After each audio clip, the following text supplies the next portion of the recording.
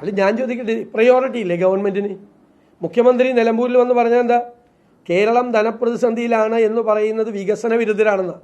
ഇവിടെ ഒരു പ്രശ്നമില്ലെന്ന് പറഞ്ഞു. ആണോ? പ്രയോറിറ്റി എന്താ? ഏറ്റവും പാവപ്പെട്ടവരിൽ പാവപ്പെട്ടവനല്ലേ ഈ ആശുപത്രിയിൽ പോകുന്നത്?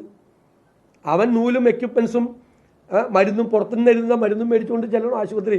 എന്നാൽ പിന്നെ സ്വകാര്യ ആശുപത്രി പോയാൽ പോരെ? സ്വകാര്യ ആശുപത്രി പോയാൽ പോരെ? അതല്ലേ ഞങ്ങൾ പറഞ്ഞിരുന്നത്. നിരന്തരമായി അവഗണനയുണ്ട്, ശ്രദ്ധയില്ലായ്മയുണ്ട്.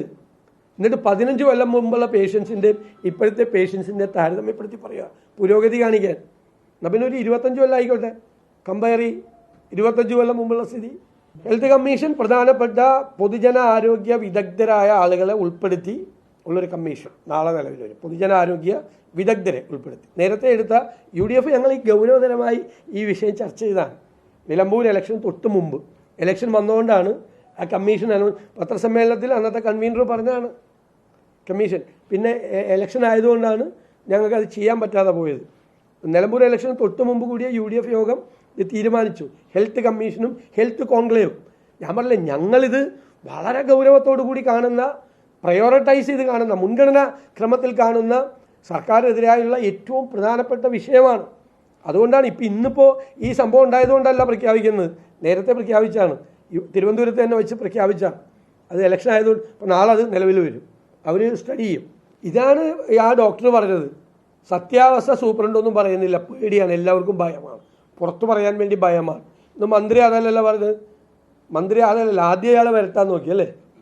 ആദ്യം ഇയാളോട് വിശദീകരണം തേടും, അതാണെന്ന് പറയും. അപ്പോൾ ആൾ ചോദിച്ചു വിശദീകരണം തേടിക്കോട്ടെ, എനിക്കൊരു കുഴപ്പമില്ല. LDF CPM സഹയാത്രികനാണ് ആ ഡോക്ടർ. കഴിഞ്ഞ ആഴ്ച ഇട്ട പോസ്റ്റ് M സ്വരാജിന് നിലമ്പൂരിൽ വോട്ട് ചെയ്ത 66,000 പേർക്ക് അഭിവാദ്യം നേർന്നുകൊണ്ട് പോസ്റ്റ് ഇട്ട ആളാണ്. സർക്കാർ ഉദ്യോഗസ്ഥന്മാരിങ്ങനെ പോസ്റ്റ് ഇടാമോ എന്നൊക്കെ ഉള്ളത് വേറെ. പക്ഷേ LDFന് അനുകൂലമായിട്ട് പോസ്റ്റ് ഇട്ടുകൊണ്ട് കുഴപ്പമില്ല, പോസ്റ്റ് ഇട്ട ആളാണ്. ഞങ്ങൾക്ക് അതിനകത്ത് വിരോധമൊന്നുമില്ല. പക്ഷെ ആ ആൾ വന്നിട്ടാണ് പറയുന്നത്. അല്ലാതെ ഇത് രാഷ്ട്രീയ പ്രേരിതമായ ആരോപണമാണോ? ആ പോസ്റ്റ് ഒന്ന് എടുത്ത് നോക്കണം. എന്നിട്ട് നമുക്ക് ആ കയ്യിലൊക്കെ ഒന്ന് ഇടണത് ആ പോസ്റ്റ്. കഴിഞ്ഞ ആഴ്ച ഈ ഡോക്ടറിൻ്റെ പോസ്റ്റ് അല്ല, സൂപ്രണ്ട് വിശദീകരിച്ച് ശരിയാണെന്ന് മന്ത്രി പറയുന്നുണ്ടോ? മന്ത്രിയെ പറയുന്നുണ്ടോ? മന്ത്രി പറയുന്നുണ്ടോ?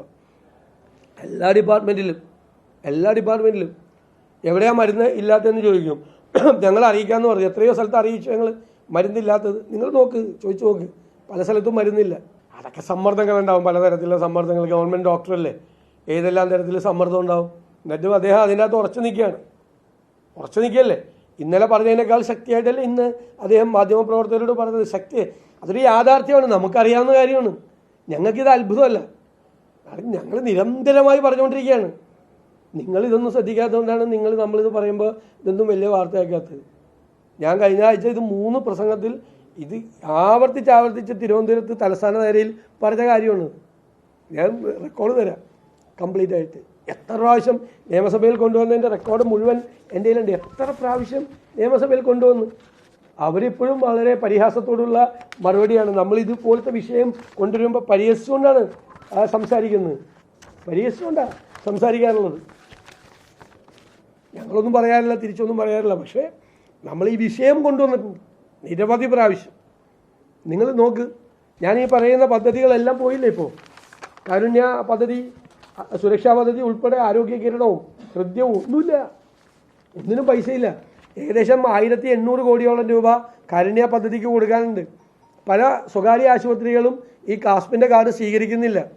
സ്വകാര്യ ആശുപത്രി മാനേജ്മെൻറ്റ് യോഗം ചേർന്ന് ഇത് സ്വീകരിക്കേണ്ടെന്ന് തീരുമാനിച്ചു. ചില ആശുപത്രിക്ക് കോടികളാണ് കൊടുക്കാനുള്ളത്. അവർക്ക് മാനേജ് ചെയ്യാൻ പറ്റുമോ? പ്രൈവറ്റ് ആശുപത്രിക്ക് ഈ സൗജന്യം അവർ കൊടുക്കേണ്ടെന്ന് തീരുമാനിച്ചു. എന്നിട്ടൊന്നും ഒരു കുഴപ്പമില്ല, ഇവിടെ എല്ലാം ഓക്കെ ആണെന്നാണ് പറയുന്നത്. ഇത് ഗൗരവതരമായ വിഷയമാണ്. ഈ മന്ത്രിയുടെ മറുപടി ഒട്ടും തൃപ്തികരമല്ല. അവർ ഒളിച്ചോടാൻ ശ്രമിക്കുകയാണ്. ഞാൻ പറഞ്ഞല്ലോ, ആരോഗ്യ കേരളം വെന്റിലേറ്ററിലാണ്, രക്ഷിക്കാനുള്ള നടപടികൾ സ്വീകരിക്കണം. ഗൗരവത്തോടു കൂടി അന്വേഷിക്കേണ്ട കാര്യമാണ്, ഗവൺമെൻറ് അന്വേഷിക്കേണ്ട കാര്യമല്ലേ. എവിടെയാണ് അപ്രൂവ്ഡായ, എന്നൊക്കെ നിയമം കൊണ്ടുണ്ടല്ലോ, ക്ലിനിക്കൽ എസ്റ്റാബ്ലിഷ്മെൻറ്റ് ആക്ട് അടക്കമുള്ള ഈ മെഡിക്കൽ സർവീസസ് ആയിട്ട് ബന്ധപ്പെട്ടിട്ടുള്ള നിയമങ്ങളുണ്ട്, ചട്ടങ്ങളുണ്ട്. അതിനെ ലംഘിച്ചുകൊണ്ട് ആരാണ് അത്തരം പരിപാടികൾ നടത്തുന്നത് എന്ന് കണ്ടുപിടിച്ചാൽ സർക്കാരാണ് നടപടി സ്വീകരിക്കേണ്ടത്. ഒരു പാരലൽ സമാന്തര ചികിത്സാ സമ്പ്രദായം ഉണ്ടാകാൻ പാടില്ല. വന്നത് അപകടമാണ്. അതോടൊപ്പം ഒരു കാര്യം കൂടി പറയുകയാണ്. വയനാട് കൊല ചെയ്യപ്പെട്ട, ആത്മഹത്യ ചെയ്തെന്നാണ് പോലീസിൻ്റെ, ഞങ്ങൾ വിചാരിക്കുന്നത് കൊല ചെയ്യപ്പെട്ട സിദ്ധാർത്ഥിൻ്റെ നഷ്ടപരിഹാരം കൊടുക്കാൻ നാഷണൽ ഹ്യൂമൻ റൈറ്റ്സ് കമ്മീഷൻ തീരുമാനിച്ചിട്ട് അതിനെതിരായി ഈ സർക്കാർ കോടതി പോയിരിക്കുകയാണ്. എന്തൊരു തെറ്റായ തീരുമാനമാണ് സർക്കാർ. ഒരു കുടുംബത്തിൽ പഠിക്കാൻ വിട്ടയച്ച ആളെ ഈ SFIക്കാരെല്ലാം ചേർന്ന് ക്രൂരമായി റാഗ് ചെയ്ത് കൊന്നിട്ട് അതിന് നഷ്ടപരിഹാരം കൊടുക്കാൻ നാഷണൽ ഹ്യൂമൻ റൈറ്റ്സ് കമ്മീഷൻ തീരുമാനിച്ചിട്ട് അതിനെതിരായി മനസാക്ഷിയില്ലാത്ത സർക്കാരാണിത്. ക്രൂരമായ മനസ്സുള്ള ഒരു സർക്കാരാണ് സിദ്ധാർത്ഥൻ്റെ കേസിൽ ചെയ്തിരിക്കുന്നത്. ക്രൂരതയാണ്. അതിൽ അപ്പീൽ കൊടുക്കാൻ പോയിരിക്കുന്നത്. അതിൽ നിന്ന് പിൻവാങ്ങണം എന്ന് ഞാൻ അഭ്യർത്ഥിക്കുന്നു സർക്കാരിനോട്. എല്ലാ അഭിപ്രായം പറഞ്ഞല്ലോ, ഒരു പ്രാവശ്യം പറഞ്ഞ പോലെ എല്ലാ ദിവസവും എല്ലാ വിഷയത്തിലും പറയണം. ഇന്നലെ പറഞ്ഞു അതന്നെ അഭിപ്രായം, ഇന്നലെ പറഞ്ഞ അഭിപ്രായം പറഞ്ഞല്ലോ, പിന്നെ എല്ലാ ദിവസവും രാവിലെ ഒരേ ചോദ്യം ചോദിക്കണത്. ഇന്നലെ പറഞ്ഞ അതാണ് അഭിപ്രായം. അന്ന് പത്രത്തിലും വന്നിട്ടുണ്ട്, ചാനലുകളിലും വന്നിട്ടുണ്ട്. ഞങ്ങളുടെ അഭിപ്രായം പറഞ്ഞു കഴിഞ്ഞു. ഇതുപോലത്തെ വിഷയങ്ങളിൽ നിന്ന് മാറ്റിക്കൊണ്ടുപോകാൻ വേണ്ടിയിട്ടാണ് ഇത്തരം വിഷയങ്ങൾ വിവാദമാക്കുന്നത്. ഈ വിഷയം നിൽക്കട്ടെ, ഈ വിഷയം അതൊക്കെ പറഞ്ഞല്ലോ, അതൊക്കെ ഇന്നലെ മറുപടി പറഞ്ഞു കഴിഞ്ഞു. ഒറ്റ പ്രാവശ്യം മറുപടി. ഞങ്ങൾ 24 മണിക്കൂറിനകം മാറ്റില്ല അഭിപ്രായം. ഇന്നലെ പറഞ്ഞ് ഇന്ന് മാറ്റി പറയില്ല.